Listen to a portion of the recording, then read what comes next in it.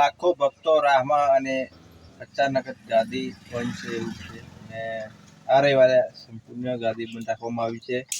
તો શું છે કારણ અને શું છે હકીકત, ચાલો આ વિડીયોમાં જણાવીએ તમને.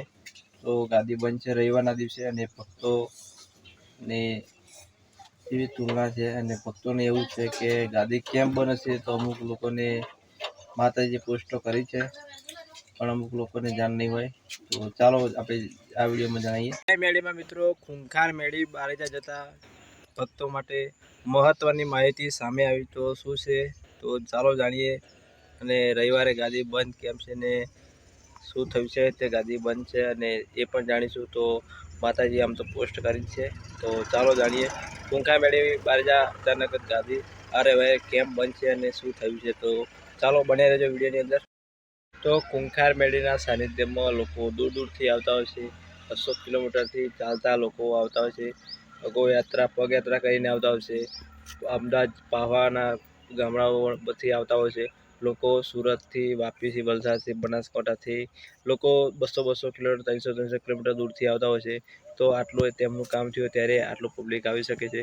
કારણ કે ખૂંખાર મેળીના સાનિધ્યમાં આવા કળિયુગ હરતા કળિયુગમાં કામ થઈ જાય એ ખૂંખાર મેળી બારેજા જતા ભક્તોને વધતી જે ભીડ એના કારણે નિર્ણય લેવામાં આવ્યો છે ખૂંખાર મેળી બારેજામાં. તો ત્યાં લાખો પબ્લિક આવતું, તો લાખોથી વધુ પબ્લિક આવવા લાગે છે ને ત્યાં સાનિધ્ય પણ નાનું પડે છે. તો આટલા ભીડ અને ભક્તિ અને આટલું પબ્લિકને ત્યાં એટલું મોટું સાનિધ્ય છે તો પણ નાનું પડે છે. કારણ કે ત્યાં લાખોથી 5 લાખથી વધુ પબ્લિક થઈ ગયું છે અને એટલી માની શ્રદ્ધા અને એટલો પ્રેમ છે ને માની એવા લાગણી છે ને એવા લાખો લોકોના દુઃખ દૂર થાય છે ત્યારે આટલું પબ્લિક આવતું હોય છે.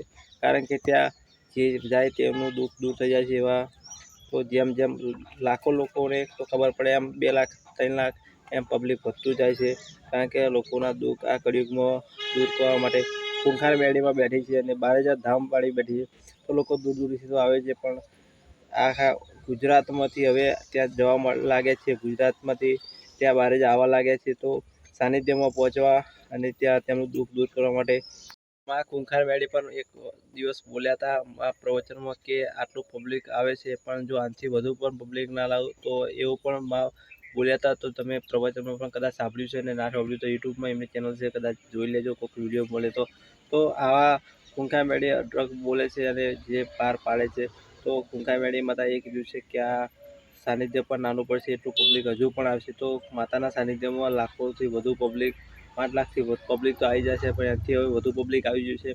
એટલે ગાદી તેમને કંઈ નિર્ણય લીધો હશે તેમના ભક્તો દ્વારાથી અને માતાજીના જે છે સેવક દ્વારાથી અને તો ભુવાજી દ્વારાથી. તો હવે શું નિર્ણય આવશે તે આપણે આગળ જાણવા મળશે. પણ અત્યારે માતાજીએ એક પોસ્ટ કરી હતી અને રવિવારે ગાદી બંધ છે.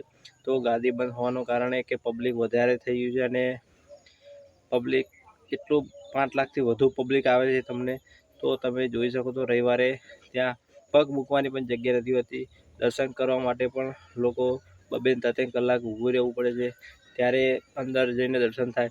તો આ રવિવારે ગાદી તે માટે બંધ રાખી છે અને હવે જે નિર્ણય લે એ ખૂંખાર મેળી માતાના ભુવાજી અને તેમના સેવકો દ્વારા શું નિર્ણય આવશે તો એ જાણી શકે.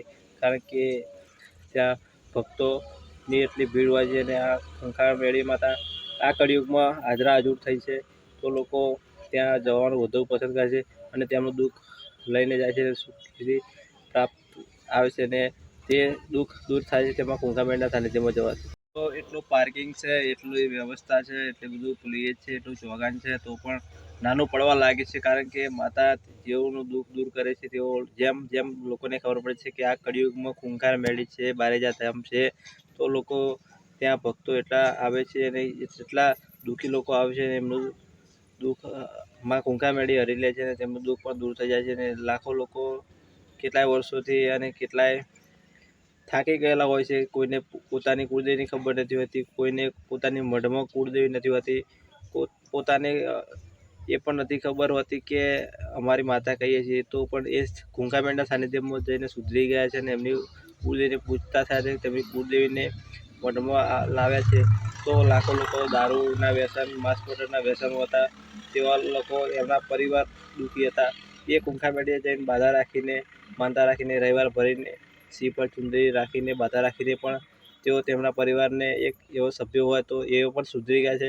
એમ કરતાં કરતાં લાખો લોકો દારૂ પણ છૂટી ગયા છે, માંસ મટન ખાતા પણ લોકો સુધરી ગયા છે. તો આવા તો કેટલાય અઢળક દાખલા છે.